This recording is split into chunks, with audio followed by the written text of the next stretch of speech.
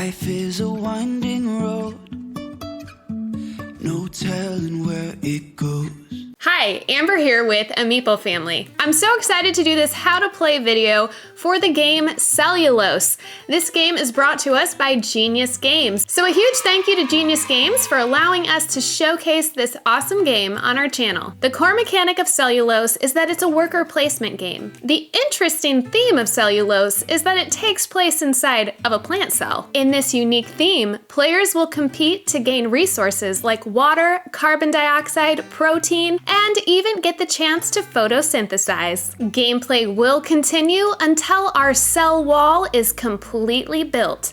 At that point, the player with the most health points will win the game. As a mom of 4, I'm always looking for opportunities to help my children understand complex science issues just like this. One of the great things included with Cellulose is the science behind Cellulose, which actually breaks down the science behind the gameplay. So if you'll join me, let's head over to the table and we'll see how Cellulose plays. For this example, I will be setting up a 3-player game. Please note that the board game does have 2 sides. We are going to be using the 1 to 3 player side. The back side is up to 4 and 5 players. In addition to the game board, you're also going to have a plant board. The plant board is also double-sided. The back side of the plant board is another variant that you can explore later. For now, let's just focus on the plant side. You're then going to take the water level marker and place it on level 5 of the water level track. For our 1 to 3 player game that I'm setting up, we will place 1 gray action marker next to the central vacuole. This is an additional award that will be rewarded at the end of each round, giving the winning player an additional worker to put out. You also want to place the resources in reach of all players. Resources are unlimited. You can use one of these multiplier tokens if you run out of resources or find something else to use. But remember, you're not limited by these resources. Now let's set up each player. Each player will have 3 action markers, 1 health point marker, 1 central vacuole marker, it kind of looks like a water drop, and 2 plant growth markers. The only exception to this is in a 1 or 2 player game, where each player will also take 1 gray additional action marker. Each player will place their health point and central vacuole markers on the starting spaces. Each player also will place their plant growth markers on the starting spaces of the shoot and root track on the plant board. You're going to want to give the first player marker to the one that lasts water to plant. After this, play will go clockwise around the board. The second player will get 2 water, the third player will get 3 water, and if we had a 4th player, they would get 4 water, and a 5th player 5 water. Then you're going to want to shuffle the cell component cards and place the deck face down next to the board, with room for a discard pile. Go ahead and place 4 cards face up on the board. It's also optional, if you would like to, you can assign players the 4 evening phase reminder tokens just to ensure that all the evening steps are accounted for each round.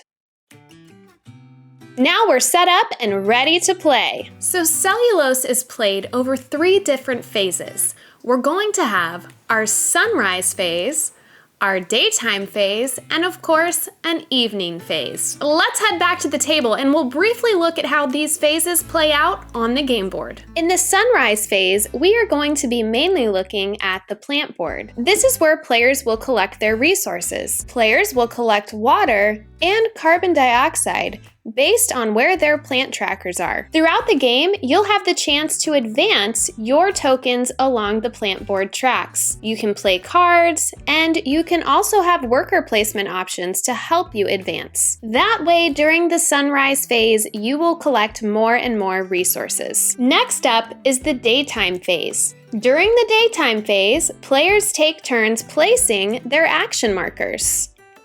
Once you've placed a worker, you will immediately take the corresponding action. Action spaces are limited, so choose wisely and strategically. There are 2 types of action spaces on the board. There's bigger ones, where multiple players of different colors can all utilize the same action, or these smaller spaces, where only one of your workers will be able to go. We'll go over what all these action spaces allow you to do. But for now, just know that takes place during the daytime phase or the second phase of the game. In addition to placing workers, after you place an action marker, you may also play one of your cell component cards from your hand. But in order to do so, you do need to pay its cost. Now let's move on to the evening phase or phase 3. After all players have placed all of their action markers, several cleanup steps occur in the evening phase in order to refresh the board for the next round. We'll go over what these are in more detail. Now that we've briefly gone over the phases of gameplay, let's take a closer look at some of the components on the game board and how they affect gameplay. Running through the center of the game board, we will find there are places to place our carbohydrates. That is what will construct the cell wall. Keep in mind, carbohydrates have to be filled up from left to right. You can't skip around and just fill in the ones you want. The cell wall is the main way to score points in the game. It also is a built-in timer because when this last carbohydrate is filled in, the game is over. And final scoring takes place. As you can see here, as the wall gets filled in, the points will fluctuate, so be strategic about when you place your carbohydrate. In addition, during the evening phase, one carbohydrate is always added to the next open space on the cell wall. So now that we've talked about the cell wall, let's look over at another important component, which is the water level track. This water level marker marks the water available for players to collect and use each round. Every time a player collects water, this marker will go down one space. If the water level reaches the bottom space, there is no more water available for this round. During the evening phase, this is one of the items that will be reset. As sections of the wall are completed, you can see there's lines on the board indicating where this water level will go. For example, let's say we've filled out this first part of our cell wall. We can see here there are 2 lines indicating where we should refill our water level to. There's a matching 2 and 3 line option on the water level tracker. Let's next look at the central vacuole. When performing various actions, you'll have opportunities to add water to your spaces on the central vacuole or water storage. You can see here that there are 5 different areas you can place your water in. You're going to want to place your water in the color region that matches your player color. So here we can see the blue player has 3 water, the purple player has 1, and the pink player has 2. During the evening phase of each round, central vacuole rewards are given for having contributed the most water in the central vacuole. So for this example here, the blue player would receive the award. We'll talk more about the central vacuole during the evening phase. But for now, just know that as you collect water, you may have the option to place it here in your matching color region. I love a game with wonderful iconography, and though it can seem a little overwhelming initially, Genius Games has done a terrific job making this pretty clear and systematic. So in a broad sense, anytime you see a white number on the board, like this area here, we see that we will gain 3 water, but we also see red numbers on the board. That means that there is a cost involved. So keep that in mind. Another great example for this is this card row here. We can see that there is a free space where we don't have to pay anything to collect a card, but we can see these other spaces will cost us varying amounts of carbon dioxide. Now that we have a general understanding of the components of the game board, let's take a deeper dive into understanding each phase of the game. Let's start with the sunrise phase. Each round begins with the sunrise phase, and this is basically a resource collection phase. So there are 2 different ways you can collect resources. You can collect them here from the plant board, but you may also have cell component cards that allow you to collect things on the sunrise phase. So let's first look at the plant board. Let's look at a few different options we have for the sunrise phase. So the pink player here would be able to collect 6 carbon dioxide. The purple player here has an option to do a bonus photosynthesis action. This is where you exchange 6 water and 6 carbon dioxide for 1 carbohydrate. Now you're also going to notice on these spaces, there are costs involved. You only have to pay these when you actually move into the space. So for example, we can see that when purple moved into this space, they had to pay 2 plant growth hormones, and the pink marker had to pay 1 plant growth hormone. You're also going to see iconography like this. Anytime it has an exclamation point with it, it means it's a one-time immediate action. So when the pink player paid their fee, they also will get 5 points immediately upon moving into that area of the plant. Now let's look at some options here on the root growth track. You can see down here, we're collecting water and protein. We also may get the option to add water to our vacuole. That's what these water drop oval icons represent. The ability to add water to your vacuole. And when you receive these, you get to add water from the general supply. So just to be clear, the income are only going to be on these banners. For the root growth track, these are going to be blue and red, and you can see the banners pretty clearly here. And for the plant growth track, they will be gray banners because it's mainly carbon dioxide we're receiving up there. Remember, initially when you move into that space, you are going to have to pay the associated fee that will have red numbers underneath the banner. And there are also optional one-time immediate awards when you move into that space. So here for purple, we can see they would earn 6 water when moving into this space. Or down here at the bottom, you could earn 5 points. Some of these spaces do also require something we haven't talked about yet, and that is ATP. We'll get into that in just a moment, but just be sure before you move into the space that you have the resources to pay to be there. So let's talk about the other option you have to gain resources during the sunrise phase, and that is cell component cards. So for example, let's say that I had paid the cost for this and have it in my tableau. Every sunrise, which we can see here by the iconography, I will be able to put 1 additional water in my vacuole. Now keep in mind, when you're gaining your resources, the player with the first player marker receives their resources first. Then it will proceed clockwise. You can also take your resources in any order you wish, and this might come in handy if you need to collect carbon dioxide or water in order to have that photosynthesis effect. And that takes care of the sunrise phase. Now let's go into daytime. Now the daytime phase is really our worker placement phase, and that's primarily what we're going to be doing, as well as having the options to play some of these cell component cards. Let's start talking about all the action spaces and opportunities we have to place our workers. Of course, the player with the first player marker will take their turn first. It is also a possibility that some players may run out of player markers before others, and this could be due to the fact that they've gained bonuses or additional workers throughout the round. If for any reason you have no action markers to put out on the board, you would automatically pass your turn, and play continues until everyone has run out of action markers. Once you play an action marker, you will immediately receive its benefit. So there's 2 types of action spaces on the board. We have these small action spaces, which are only good for 1 player marker.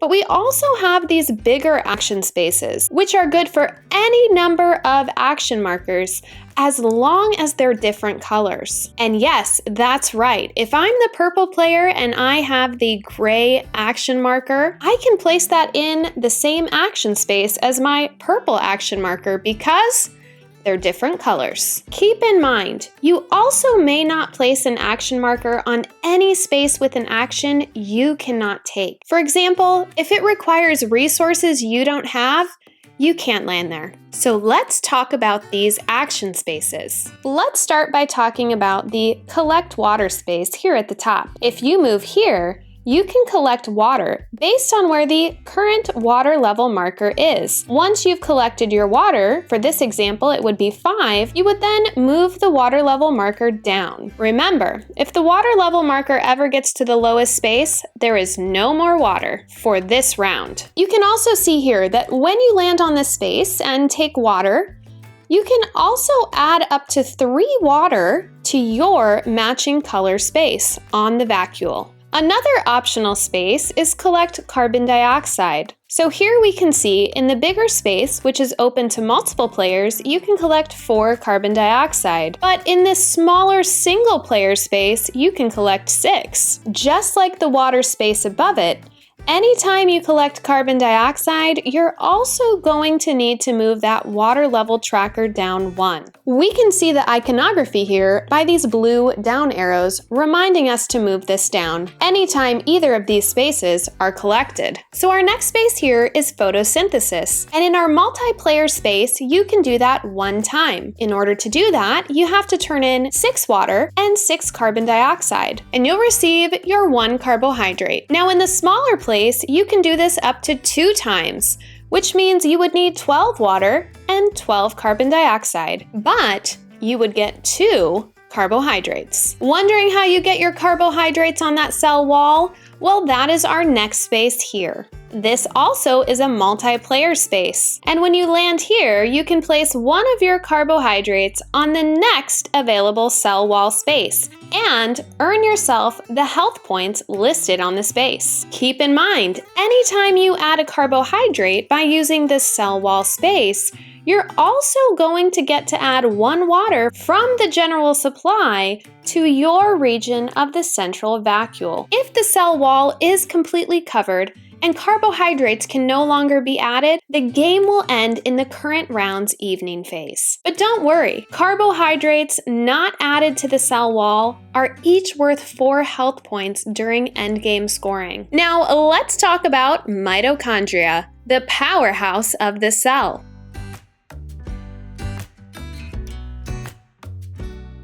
And we can pay 1 carbohydrate to the general supply. And depending on what space we're in, we can either get 5 ATP or 6 ATP. Next up, let's talk about ribosomes. And this is where we synthesize or collect protein. In our large space, we can gain 3 protein. And in our small space, we can get up to 5. Are you in need of some plant hormones? No worry, head over to the cytoplasm. If we put our worker here, we'll get 2 plant growth hormones, or 3. If we move over here to the plasma membrane area or plant growth area, it will allow us to advance our markers on the plant board. This helps us earn additional income during that sunrise phase. There are 3 action spaces to choose from here, and they're all small, meaning only 1 player can occupy each space. First, on top, we have a shoot growth space. This is going to help us move our plant marker on the top half of the plant board. We also have a root growth space, which will help move our marker 1 space on the root portion of the plant board. And the last final space is to pay 1 protein, and then you can decide whether to move your plant or root growth marker. Now let's talk about how we move on the plant board. You can never move backward, only forward. So once you've hit a dead end, you're stuck there. So be sure you keep that in mind as you progress your plant marker down. So here, our pink marker has a decision whether to go down into this route or stay straight here. Depending on what awards they want to receive, they'll need to make that decision. Now the last space we need to look up here in the top section of our board is the nucleus. You can see here we have 1 small space available, and you are going to need to pay 1 carbon dioxide in order to utilize this space. This space will allow you to steal the first player marker and draw the top face down cell component card from the deck into your hand. Now, receiving this first player marker has no immediate effect, but you will go first in the next round, ensuring that you have first pick of open spaces on the board. And yes, if you were already the first player, you can be the first player again by paying that 1 carbon dioxide and securing it for the next round. The last spaces I want to talk about are these cell component card spaces. This first one is free, and they will progress in price all the way up to 3 carbon dioxide. Now remember, each time you place a worker and resolve its action, you are then able to pay for and play 1 of your cell component cards. You will always find the cost of the card here in the left-hand side. For instance, this protein storage vacuole will cost me 2 water and 2 protein to play. When a card is taken, the space will remain empty until the evening phase, when the cards are refilled. There are 4 different types of cards in the game Cellulose. These cards can be collected during the daytime phase by utilizing one of your workers in the collect a card space. Let's go ahead and break down each of these card types found in Cellulose. Let's first talk about Starch Card. Starch cards allow you to immediately draw the indicated number of cell component cards from the deck. So here, I can draw 5, but I have to discard 3. Next, these Protein Storage Vacuole cards, or PSV cards, allow you to reclaim one of your previously placed action markers from an action space. So they basically give you an extra action. The next cards, which I find the most interesting because of their combo effects, are enzyme cards. They provide a variety of benefits, and the more you play, the more you get. So we can see here, in order to play this enzyme card, I have to pay 1 ATP and 1 protein. I'll receive 3 health points and get to add 3 water from the general supply to my vacuole. When I play another enzyme, I'm going to stack it on top like this. This is going to cost me 1 protein. I can also pay an additional protein to activate the bottom portion of my last enzyme card. Now you can only activate enzymes when you play a new enzyme in your collection. So if I were to buy this enzyme, I can see the second enzyme had no benefits, but I can pay another protein and add 2 more water to my vacuole. And that is how the enzyme cards work. There are a plethora of enzyme cards with a variety of bonuses that you can activate for a small price of 1 red protein. Just remember, in order to take that bonus enzyme action, you have to be adding an active new enzyme to your collection. Now, we've talked about starches, we've talked about the protein storage vacuole, and we've talked about enzymes.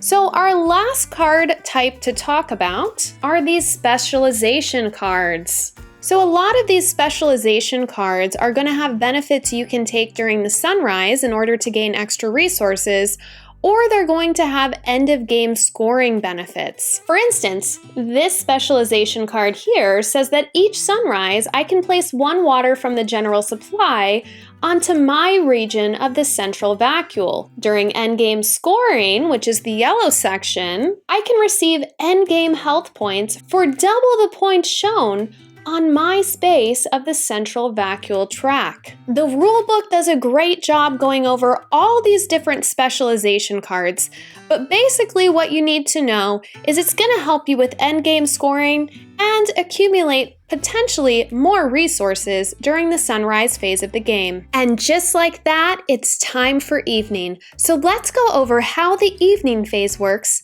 in Cellulose. The first thing we're going to do during the evening phase is retrieve all of our workers from the board. And be sure to put the gray action marker from the central vacuole back.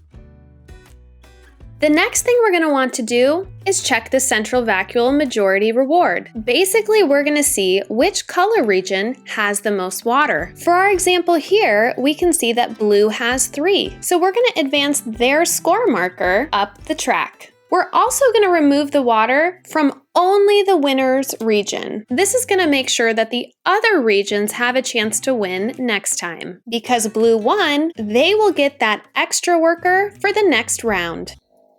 The next step in our evening phase is to take 1 carbohydrate from the general supply and place it on the next space of the cell wall. We're then going to reset our water marker. Now remember, since we have filled in our first section of the cell wall, we're going to be going up to the 2-line section, which is right here. The last thing we're going to do in the evening phase is take care of our cell component cards. We're going to discard any cards left in the last 2 spaces. This is really easy to identify because they have X's on those spaces. We'll then slide our cards to the left and fill in with new cards from the deck. If at any time you run out of cell component cards, simply shuffle the discard pile. Since our cell wall is not complete, we will go ahead and start again at the sunrise phase of the game. If by chance our cell wall was complete, we would do end of game scoring. Now let's talk about end of game scoring. Of course, many of the health points would have been received during the game. Players will also score 4 health points for each unused carbohydrate. Also remember, any of the specialization cards that have endgame health points will be tallied at this time as well. Additional resources like water, carbon dioxide, or the plant growth hormones will not score any points. And of course, the player with the most health points wins the game. There's a lot of things I really enjoy about the game Cellulose, and one of them is their player aid. There are 5 of these player aids included with the game, 1 for each player. They're double-sided and go over the action steps and phases of the game. During my gameplay of Cellulose, I utilized this a lot, especially during the evening phase. It really helped to ensure that we didn't miss any steps when cleaning up the board for the next round. Another thing I of course love about Cellulose is it plays up to 5 players. And it also comes with a solo variant. The game also comes with different scenarios. You can see here I have a cactus and mangrove card. These scenarios help us better understand plant growth in different climates. I hope you found this video informational and you have a better understanding of how Cellulose plays and if it's a good fit for your gaming table. Again, a huge thank you to Genius Games for giving us the opportunity to showcase one of their outstanding games on our channel. If you haven't already, please give this video a thumbs up and be sure to subscribe. I'll see you guys later. Life is a winding road, no telling where it goes.